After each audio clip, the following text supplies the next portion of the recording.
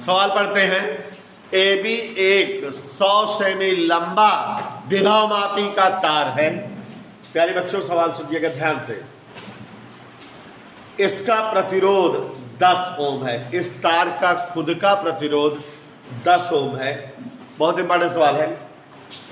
यह एक प्रतिरोध R बराबर 40 ओम एवं विद्युत वाहक बल 2 वोल्ट एवं आंतरिक प्रतिरोध की बैटरी के साथ श्रेणी क्रम में जुड़ा है।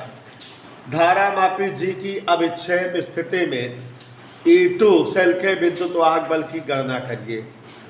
तो देखिए जरा एक चित्र दिया हुआ है इस सवाल में। सवाल नंबर कैसे है? तो वो चित्र हम आपके सम्मुख रखने जा रहे हैं और इस तरह से सवाल बड़ी इंपॉर्टेंट बनने जा रही है। पहले तो फोटो देखिए जरा सभी लोग। एक तार AB दिखा सबको। AB एक तार है और बच्चों इसका खुद का प्रतिरोध 10 ओम है, लंबाई 100 सेंटीमीटर है। इस तार से एक 40 ओम का प्रतिरोध R बराबर 40 ओम बोले है ना, 40 ओम का एक प्रतिरोध बंधा हुआ है और एक नगण्य आंतरिक प्रतिरोध और 2 वोल्ट वाली सेल लगी हुई है। इस तरह से जो है ये चित्र जो है बना हुआ है। दिखाई दिया सबको? प्रश्न कह रहा है AB एक 100 सेमी लंबा विभव मापी का तार है जिसका खुद का प्रतिरोध 10 ओम है और इस देखो विभव मापी सवाल अच्छे समझो। इस तार से R बराबर 40 ओम और 2 वोल्ट का एक सेल जुड़ा हुआ है। क्वेश्चन कह रहा है कि चित्र के हिसाब से एक दूसरा सेल जिसका विद्युत वाहक बल E2 है, धारा मापी में अविक्षेप स्थिति यहाँ 40 सेंटीमीटर पर आती है। कितने दूरी पर आती है? 40 सेंटीमीटर पर ये अविक्षेप स्थिति। आपको बेटा इस सेल का विद्युत वाहक बल E2 बताना है। यह है पूरा प्रश्न आपके सामने। सुश्री बेटा पुरानी जानकार इंसान हो तो AB 100 सेमी लंबा एक तार है और इस तार का खुद का प्रतिरोध क्या है? 10 ओम। इस तार के श्रेणी क्रम में एक सेल और एक प्रतिरोध 40 ओम के बंधे हुए हैं। दिखाई दे रहा है ये 40 ओम का है और ये पूरा यहाँ से यहाँ तक का ओम का है 10 ओम का है। अब बच्चों इस तार पर जो है यहाँ जो कि स्विच है, मान लो एक अविक्षेप स्थिति धारा मापी में 40 सेमी पर मिलती है। इस सेल का विद्युत वाहक बल बताना है। तो यही चित्र आपके सामने है और हम लोग इसी चित्र का प्रयोग करके ले आते हैं वैल्यूज। अगर अभी तार में यही प्रतिरोध न दिए होते तो बड़ी सरल सवाल होती। E/L निकालते 2/100 और उसको E2/40 कर देते, खट से जो है वैल्यू आ जाती। Is that clear? आराम से आ जाता कि नहीं? तब आंसर जो है तुरंत आ जाता बिना किसी देरी के। लेकिन यही जो प्रतिरोध वगैरह दे दिया है इसी से झंझट हो गई है। तो अब यहाँ समझो जरा ध्यान से सभी लोग। ये हमारा 40 ओम का प्रतिरोध है और ये 10 ओम का प्रतिरोध है। यहाँ सेल से धारा निकलेगी तो धारा जो है जो कि 10 ओम और 40 ओम दोनों इकट्ठा हो जाएंगे, कै ओम हो जाएंगे? 50 ओम। तो धारा पता लग जाएगी पहले पंचक पे कितनी धारा है। कितनी धारा पहले पंचक पे बेटा ये मालूम हो जाएगी और फिर विभवांतर पता लग जाएगा। V बराबर K/L से आराम से लगा देंगे। देखिए जरा, प्राथमिक परिपथ हेतु परिपथ में धारा हम निकाल रहे हैं कितनी धारा रहेगी। I बराबर कौन से परिपथ में धारा निकाल रहे हैं? प्राथमिक परिपथ में धारा निकाल रहे हैं। तो देखो जरा धारा प्राथमिक परिपथ में कितना है बच्चों? I बराबर E बटा ये दोनों मिल करके 40/10, T का मान है 2/50 बोले तो 1/25। ठीक है। कितना धारा 1/25। अब हमको पूरा यहाँ से यहाँ तक धारा पता लग गई, धारा यहाँ जो आएगी ऐसे फ्लो करेंगे मालूम है। यहाँ से यहाँ तक का अगर हम चाहें तो प्रतिरोध निकाल लें। आप देख रहे हो अब विक्षेप स्थिति कितने सेमी लंबाई पर बन रही है, 40 सेमी पर। तार कितना लंबा है, 100 सेमी लंबाई के तार का प्रतिरोध कितना है, 10। पूरे तार का प्रतिरोध 10 ओम है ना, तो इतने तार का प्रतिरोध निकाल लें और इसमें धारा पता है तो विभवांतर आ जाएगा कि नहीं। पूरे तार की लंबाई कितना है, 100 सेमी का प्रतिरोध 10 ओम, 1 सेमी का प्रतिरोध 10/100, 40 सेमी का प्रतिरोध 10/100 × 40, माने इतना बड़ा तार है, पूरे तार का प्रतिरोध 10 ओम है, तो इतनी दूर का प्रतिरोध क्या होगा मालूम कर लें। तो यहाँ देखो ध्यान दीजिएगा, चूंकि 100 सेमी लंबाई का प्रतिरोध सुश्री बेटा क्या है, 10 ओम, इसलिए 1 सेमी लंबाई का प्रतिरोध क्या होगा, लेकिन आपकी लंबाई कितनी है, तो 40 सेमी का प्रतिरोध हल करने पर कई ओम आ जाएगा, 4 ओम। और धारा कितनी पता लग गई है, तो वोल्टेज आ जाएगा ना बेटा।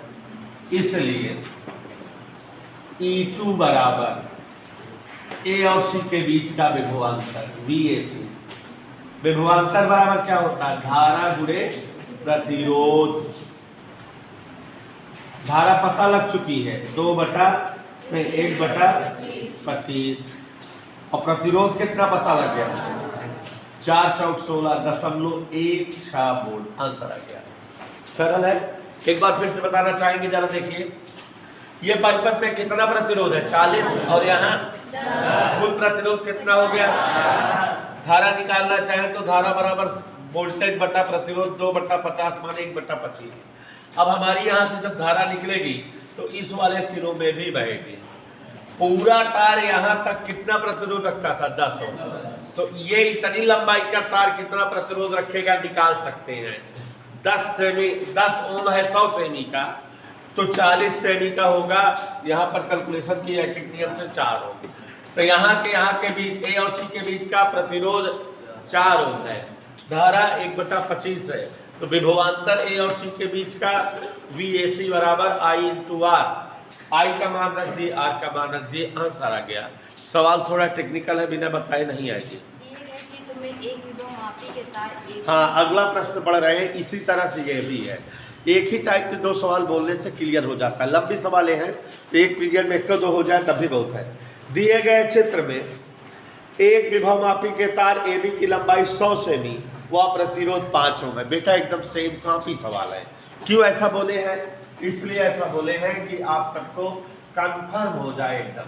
देखो ये एक तार AB है, सभी लोग सुन नहीं रहे हो मेरी बात।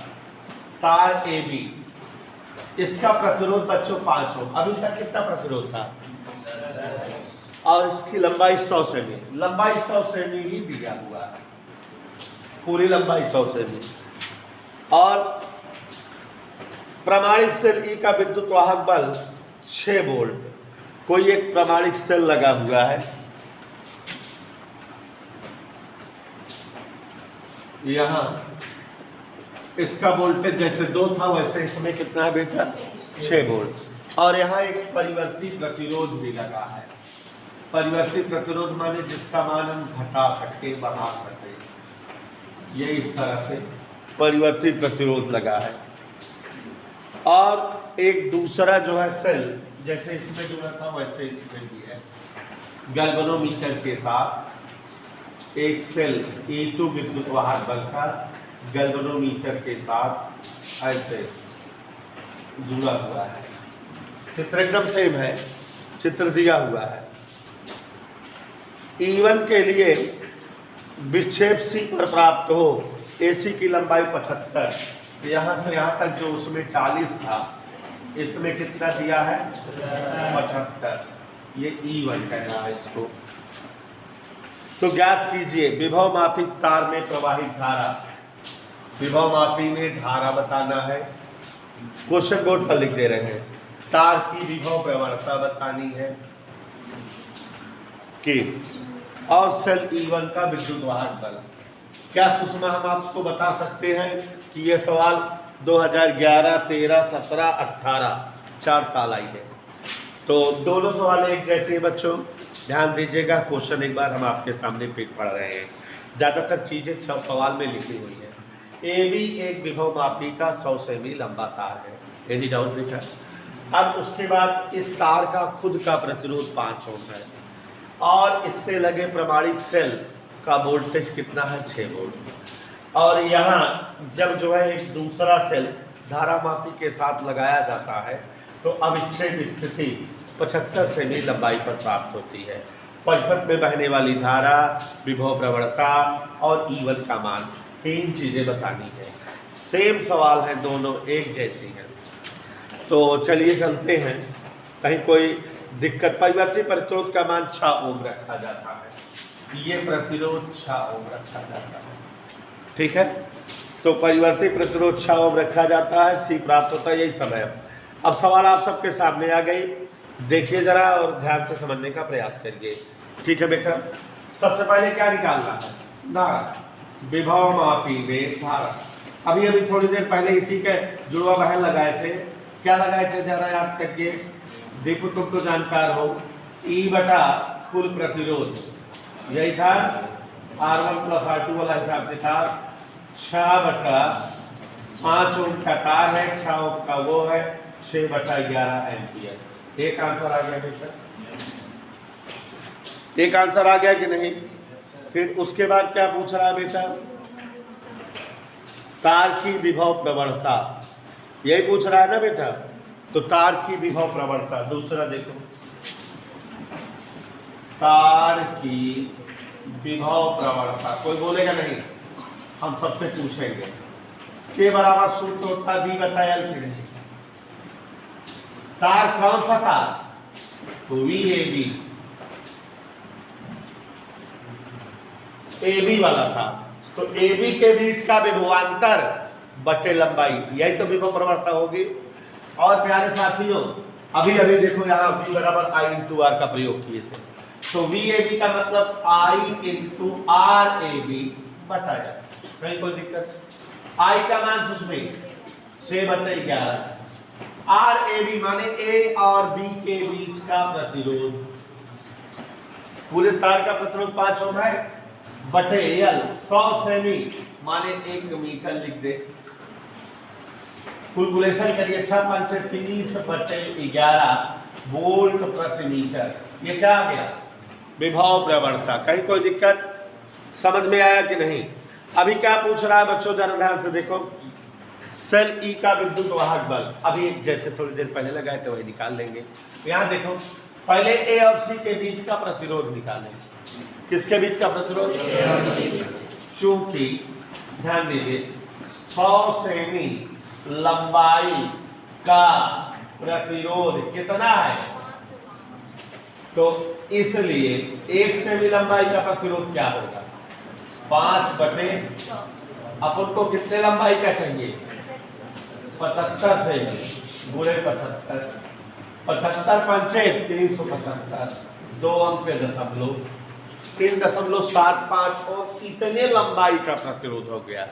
हमको ए और सी के बीच का बताना है वोल्टेज E1 का मतलब जो इनके बीच का विभवांतर हो VAC। ऐसे यहाँ लगाए थे अभी, VAC मतलब I/RAC।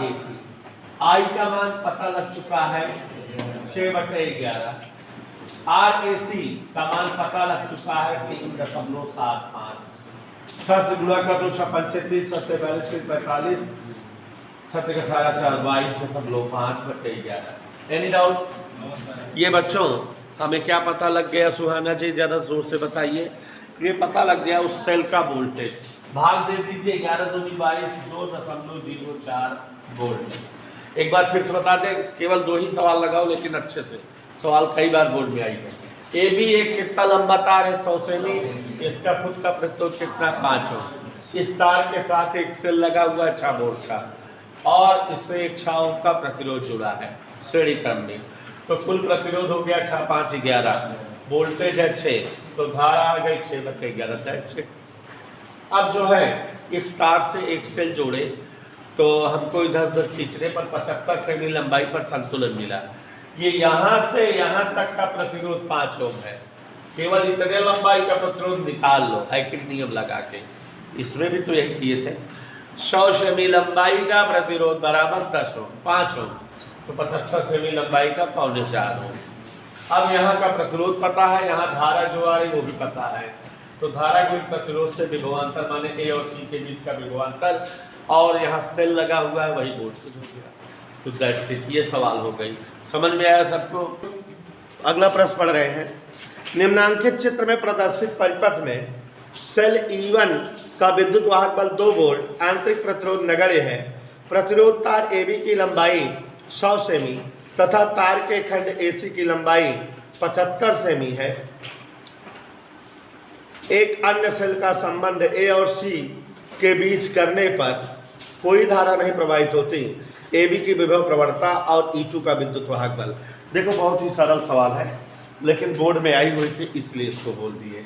तो सभी लोग ध्यान दीजिए। Question number 30। यहाँ प्यारे बच्चों एक तार AB है, नवनीतवा दिखा, एक तार AB और इससे एक सेल लगा हुआ है E1 विद्युत वाहक बल का, और एक दूसरा सेल E2 है, और ये जो है धारामापी के साथ जुड़ा हुआ है।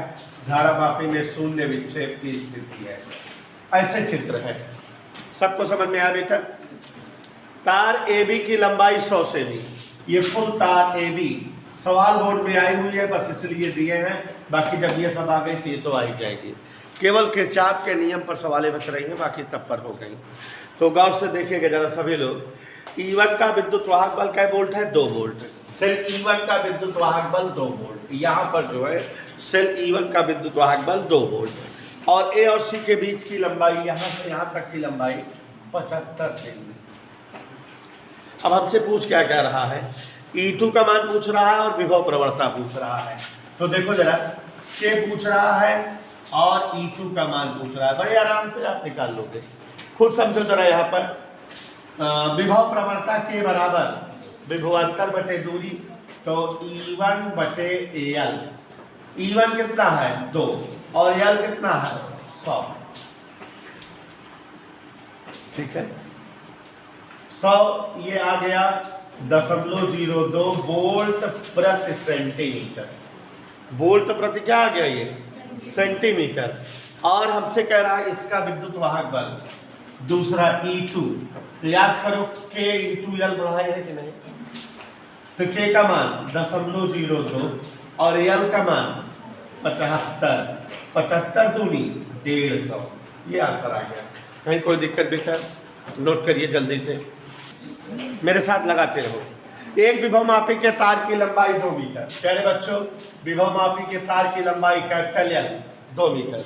चित्र नहीं बना रहे हैं। और एक सेल 4 वोल्ट विद्युत वाहक बल वाला लगा है। सेल का वोल्टेज कितना है? 4 वोल्ट। ध्यान दीजिएगा, जब जो है एक सेल तार AB के बीच जोड़ी जाती है तो विभवमापी के तार की विभव प्रवणता बताइए, और धारामापी में शून्य विक्षेप की स्थिति के लिए दूसरे वाले सेल का विद्युत वाहक बल बताइए। जबकि अविक्षेप स्थिति BC बराबर दिया है 80 सेमी। यही कहा है बच्चों। तो देखो जरा, विभव प्रवणता का सूत्र के बराबर क्या होता है? जो बताओ क्या आ गया? 2 वोल्ट प्रति मीटर। एक आंसर आ गया कि नहीं? और E डैश बराबर क्या होता है? Susmi K × L। सुस्मी 2 गुणे स्मॉल L कितना है? 80 सेमी माने 0.80 मीटर। गुणा कर दीजिए, 2 × 8 = 16 1.6 वोल्ट इज द आंसर। कहीं कोई प्रॉब्लम?